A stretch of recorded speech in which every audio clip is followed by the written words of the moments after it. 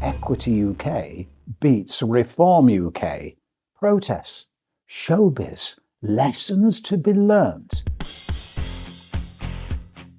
Nigel.cecil, calling things out as you like it, especially for his fair-minded friends. Hello, Chakabatis, welcome. Thank you for joining Hilary and moi, and thank you especially to our regular viewers who've been very quick off the mark today, bringing to our attention your thoughts, generating a headline topic for this video. EquityUK beats ReformUK. Protests. Showbiz. Lessons to be learnt. It's Monday afternoon, the 27th of April, and some of our regular viewers were focusing on an event that was scheduled to take place this morning, ReformUK organising a national protest in London about the price of fuel. In the run-up to the organisation of this event, it was predicted thousands would turn up. But when push came to shove, the London Standard reported that at the start of this protest, there were more press and media outside the Red Lion pub than there were protesters. The movers and shakers of the Reform Party and the bus was there, but the London Standard estimates only some 50 protesters turned up. What's going on?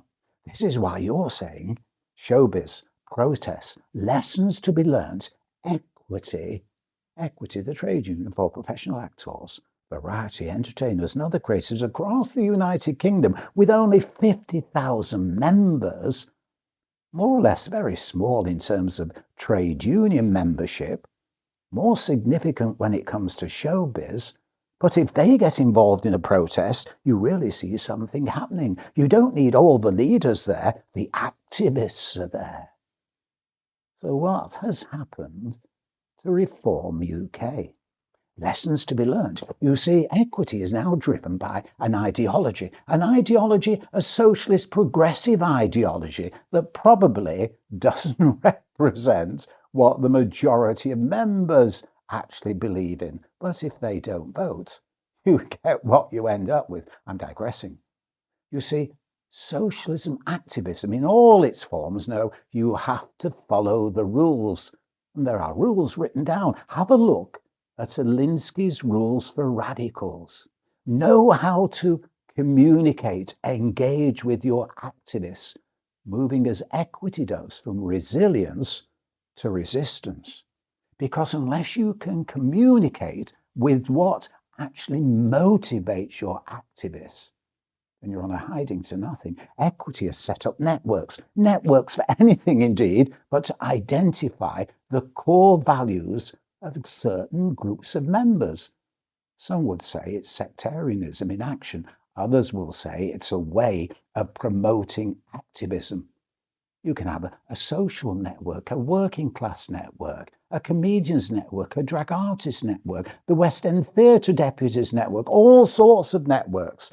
But it identifies what drives the core agenda of those members. Have a protest and they can turn up. Now, some of them, because you brought it to our attention, well, you keep seeing the same members there, but of course the press don't spot that. They just want a headline story.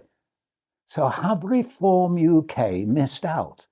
Their membership has grown dramatically over the last few years, but do they know what motivates their members when it comes to a core agenda? Having said that, are we all getting now completely worn out by protests? There's protests for all sorts of things, and come on, given the price of getting down to London. But the newspapers are hungry for headlines. So do let us know what you think. Are there lessons to be learnt from equity by ReformUK? Protests, showbiz, lessons to be learnt, networks. Do let us know what you think and keep your comments coming in to our usual email address. And as we've mentioned, equity. To all artists, good work.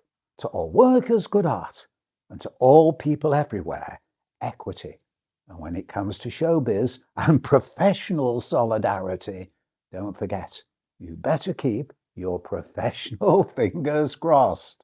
Thank you, Chuckabasses.